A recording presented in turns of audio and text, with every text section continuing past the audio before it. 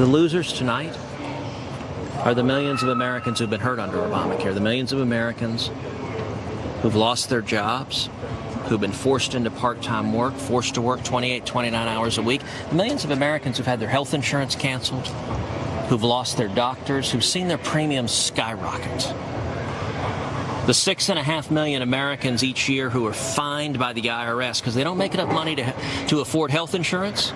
And so not only do they not get health insurance, but they get a fine from the IRS, and 80% of them are earning $50,000 a year or less. Nearly half are earning $25,000 a year or less. It's the single moms, it's the truck drivers, it's the steel workers, it's the working men and women who are left behind tonight. That's unfortunate. And you know, there are going to be a great many Americans who tonight feel a sense of betrayal.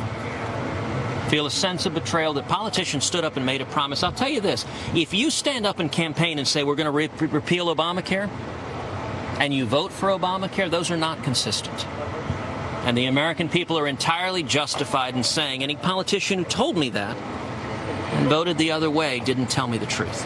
They lied to me. But I will say also the democratic process is a long process. In the next 24 hours, in the next week, Democrats will crow exultantly. They will claim total victory for a collapsing and failing law that is Obamacare. And the media will write story after story after story about how Obamacare will remain, even though it is failing and hurting millions of Americans. But after all of the chest beating off, after all of the proud victory laps of the left, I believe this Congress will come back, and in time, we will honor our promises. You know, senators are going to go home in the next few weeks. They're going to go home to their states. And they're going to face their constituents. They're going to have hard questions of people who look them in the eyes and say, why did you lie to me? And by the way, it's not just going to be the senators who voted no. The senators who voted yes are going to be asked, why did you lie to me? Because the voters are not going to distinguish. They're going to say, you guys promised to do this and you failed. I understand the frustration and anger of the American people. And I think that frustration and anger is going to be heard by members of the Senate.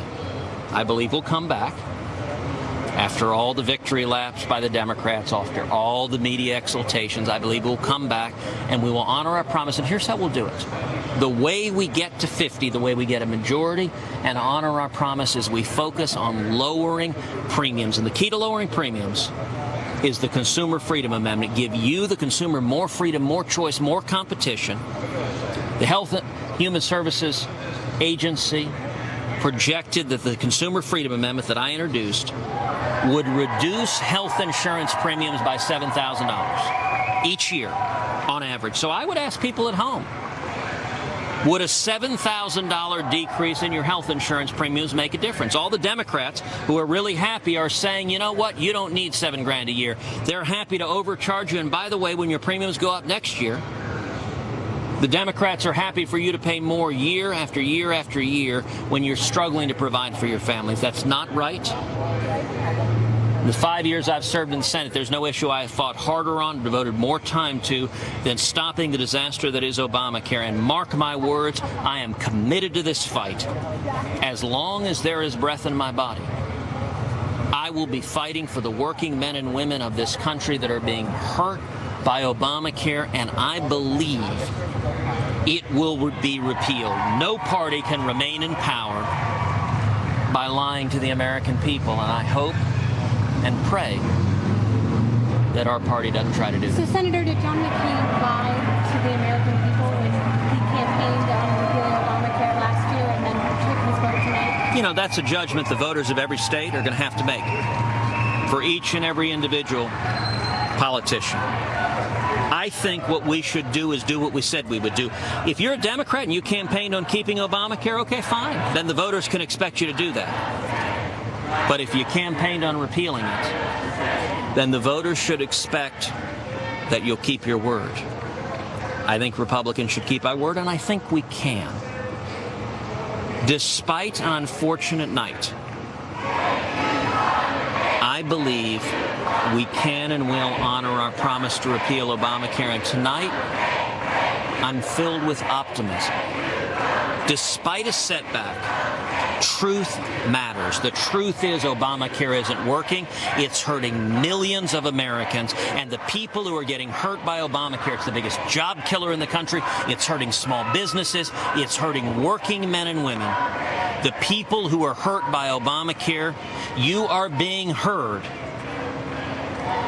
And I believe we will in time honor our promise. And I give my word, I will devote every waking moment I have to urging my colleagues, let's tell the truth and let's simply do what we did, lower premiums and make health insurance more affordable than everyone. Recognize that Obamacare is a dismal failure that's hurting millions of Americans. Thank you. That was Senator Ted Cruz from Texas addressing the media, talking about just how disappointed he is in the vote tonight. He's saying that these senators, they're going to go back and they're going to talk with their constituents in their state, and they're going to realize just how disappointed that they are, especially these Republicans who campaigned on having a repeal of Obamacare. Brett Baer is still on the phone with us. Brett, you heard what he had to say tonight. He was obviously very disappointed, but he believes that they'll come back around and discuss this once again at some point. Yeah, this is a candidate for president, and you can hear how many times he talked about Obamacare on the campaign trail, just in the passion in his voice about that issue.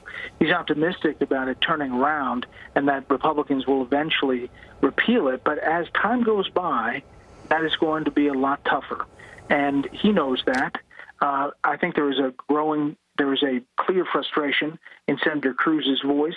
Remember, he is someone who believed that Obamacare should be ripped up from the roots and was not too thrilled with the process as it was going on, but he was a loyal soldier and became one of McConnell's kind of deputies to try to get this across the finish line. He tried to get some of the conservatives on board who were wobbly at the beginning. And Senator Cruz, I think you could be seeing laying down a predicate, a base for another run at some point, because he believes that Obamacare and its different problems in states across the country is a powerful issue, and obviously a lot of conservatives agree with him. Yeah, I found it interesting where he said, if you campaigned on repealing Obamacare, you should feel really bad about what happened here tonight. But for those of you who stuck by what you said, good job. You told your constituents, listen, I'm not going to repeal Obamacare. I like it. But for those of you who said you were going to and you didn't, shame on you. Yeah. Remember, too, Jackie, you have some Democrats that are going to run into some issues. As Chad mentioned earlier, the field for 2018 for Democrats in the Senate is a lot tougher than it is for Republicans. And you have 13 Democrats up for re-election in the Senate from states where Donald Trump won 80% of the counties or more. Now, some of those Democrats are going to have to make some tough choices on Obamacare and how they talk about it. Clearly, they were united in standing up against repeal. But as you get moving forward and the problems continue to come out, the Joe Manchins, the Joe Donnellys, the Amy Klobuchars, the John Testers are all going to have some tough votes ahead, something tells me. And Senator Cruz saying, eventually they will get back to this. Just in your opinion, I know this is just really spitballing, but how long, at what point do you think that they might get back to discussing this for all of the Americans who are hoping that we would have a repeal at least sometime soon and a replacement?